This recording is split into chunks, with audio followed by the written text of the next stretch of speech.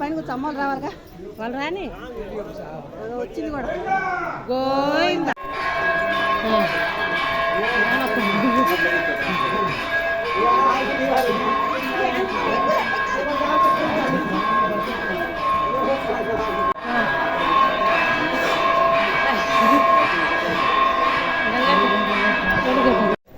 మేమైతే ఎక్కడ ఉన్నామో మీకు ఇప్పటికే అర్థమైపోయిందండి. మేము తిరుపతిలో ఉన్నాం అనమాట. మామూలుగా అయితే ఎప్పుడు వెళ్ళినా కూడా మామూలుగా దర్శనం చేసుకొని వస్తామండి. ఈ సంవత్సరం మేము అనుకుంది ఏంటంటే కాలినడకన వెళ్దామని చెప్పేసి మెట్ల మార్గం అనమాట మేమైతే అనుకున్నాం అనమాట.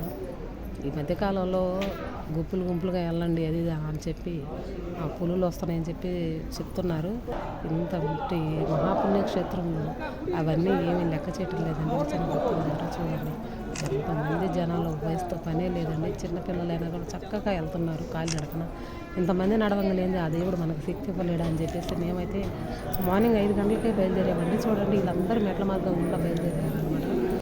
ఎంతమంది ఎంత చక్కగా వస్తున్నారో గోవింద అనుకుంటా మారుమోగిపోతుందండి. ప్రతి ఒక్కళ్ళు నడవడానికి ఈ దారి పొరుగుతున్న ఏదైనా తినాలనుకున్నా కూడా అన్నీ అందుబాటులో ఉన్నాయండి ఈ రోజుల్లో. అంబులెన్స్ సదుపాయం కూడా ఉంది. మెడిసిన్ కానీ ఏదైనా సరే. మా చెల్లెలు అయితే ఎక్కలేక ఆయాసపడిపోతుందండి. ఇద్దరం అయితే ఫస్ట్ టైం అనమాట. అంటే మా అమ్మాయి ఆల్రెడీ ఎక్కేసింది, ఇది సెకండ్ టైం. నేనైతే కాలినడకన మెట్లు ఎక్కడం అనేది ఇదే ఫస్ట్ టైం. ఆ స్వామి మనందు ఒక చల్లని చూపు చూడాలని చెప్పేసి కాలినడకనైతే నడుస్తున్నాను. కోరికలు మనకి ఏది కోరుకున్నా ఆ శ్రీ వెంకటేశ్వరుడు కలియుగ దైవం అయినటువంటి శ్రీ వెంకటేశ్వర స్వామి అందరికీ కోరికలు అయితే తీరుస్తున్నాడు. ఇంతటి మహాపుణ్యక్షేత్రం మీరందరూ చూస్తున్నారు. మనకి ఇంతటి పుణ్యక్షేత్రంలో ఆ స్వామి దయ ఉండబట్టి ఆయన దర్శన భాగ్యాలు మనకైతే కలుగుతున్నాయి చెప్పండి. నడిచి వచ్చి కాసేపు రెస్ట్ కూడా తీసుకోవచ్చండి. ఇలాగా మొత్తానికైతే చాలా బాగుందండి. కాలినడకన కూడా ఎంతో ప్రశాంతంగా గోవింద నడవటం నాకైతే చాలా బాగా నచ్చింది అనమాట. మనం నడిచే దారిలో మొత్తం కనిపిస్తున్నాయి కదండి. ఇక్కడైతే చూడండి అక్కడక్కడ జింకలు చాలా బాగా నించొని మనల్ని చూస్తున్నాయి.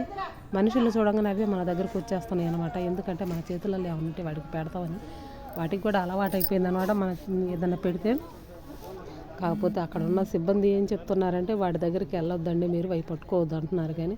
కానీ మన ఉత్సాహం ఆగదు కదండి. అందుకని ఏమన్నా మన చేతుల్లో ఉంటే పెడితే ఇలా తింటున్నాయి అనమాట. దగ్గరకు వచ్చేసి జింకలు చాలా బాగా అనిపించిందండి. ఆ నడిచిన అలసట అంతా మర్చిపోయామన్నమాట. ఇక్కడ అడవి కోళ్ళు కూడా అక్కడక్కడ దర్శనం ఇస్తున్నాయి. జింకలకు మన దగ్గరికి అవి వచ్చి మన దగ్గరే నించుంటున్నాయి అనమాట. నేనైతే వాళ్ళని అడిగి సార్ ఒక్కసారి వెళ్ళి నించుంటా అని చెప్పేసి అక్కడ సెక్యూరిటీని అడిగి దగ్గరికి వెళ్ళి అయితే నించొని దాన్ని కాసేపు టచ్ చేశాను అనమాట. చూస్తున్నారు కదా వీడియోలో చూపించినట్టు చాలా బాగా అండి. అవి అయితే ఎటువంటి బిడియం లేకుండా మనుషుల దగ్గర అయితే చాలా బాగా దగ్గరకు వచ్చి నించుంటున్నాయి.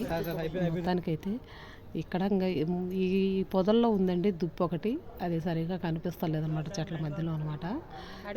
చూడండి ఇవైతే మొగది, దీని కొమ్ములు చూడండి ఎలా ఉన్నాయో. అవే మనం చూడగానే అవే వస్తున్నాయండి ఏమన్నా పెడతామని చెప్పేసి. కానీ మెట్ల మార్గంలో నడిచేటప్పుడు ఇవన్నీ చూసుకుంటూ చక్కగా ఎక్కుతున్నారండి. మెట్లయితే గోవింద అనుకుంటా అన్నట్టు. మీరందరూ మన ఛానల్ సబ్స్క్రైబ్ చేయండి, లైక్ చేయండి, షేర్ చేయండి, కామెంట్ చేయండి. మీ సపోర్ట్ మాకు ఎంతో ఉండాలి. ఇకపోతే ఈ చెట్టు కొమ్మ మీద ఒక పిట్ట ఉందండి. చాలా వెరైటీగా ఉందన్నమాట. అది చూడండి, జూమ్ చేసి చూపిస్తాను.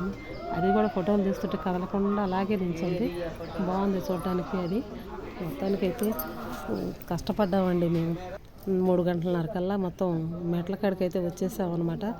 ఇక్కడి నుంచి మోకాల పర్వతం అయితే ఎక్కాలి. ఇక్కడ కర్పూరం అయితే వెలిగించి మోకాల పర్వతం ఎక్కాలన్నమాట. అయితే 9, 11, 15 అది ఎవరిష్టం వాళ్ళది ఎక్కొచ్చు.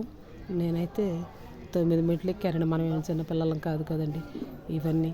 అయినా సరే గోవింద అనుకుంటా ఈ మోకాల పర్వతం అయితే ఎక్కేస్తున్నాను అన్నమాట. మొత్తానికైతే మా తిరుపతి ప్రయాణం ఇలా జరిగింది. మీ అందరికీ ఎలా అనిపించిందో కామెంట్ చేయండి. ఆ స్వామి కలియుగ దైవం అయినటువంటి శ్రీ వెంకటేశ్వర స్వామి వారు ఇంతమందిని ఆయన అనుగ్రహం ఉంటేనే ఇలాగా మనకైతే దర్శనం అయితే కలుగుతుందండి. ఆయన అనుకుంటేనే మనం ఆయన దగ్గరికి వెళ్ళగలం. మనం వెళ్ళాలనుకుంటే మాత్రం వెళ్ళలేమన్నమాట.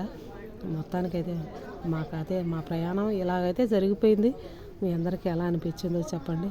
నేనైతే 9 మెట్లు ఎక్కానండి. స్వామి నా చేతనైన వరకు ఇంకా నా చేత అనే దండం అయితే పెట్టుకున్నాను. నచ్చిందనే అనుకుంటున్నాను.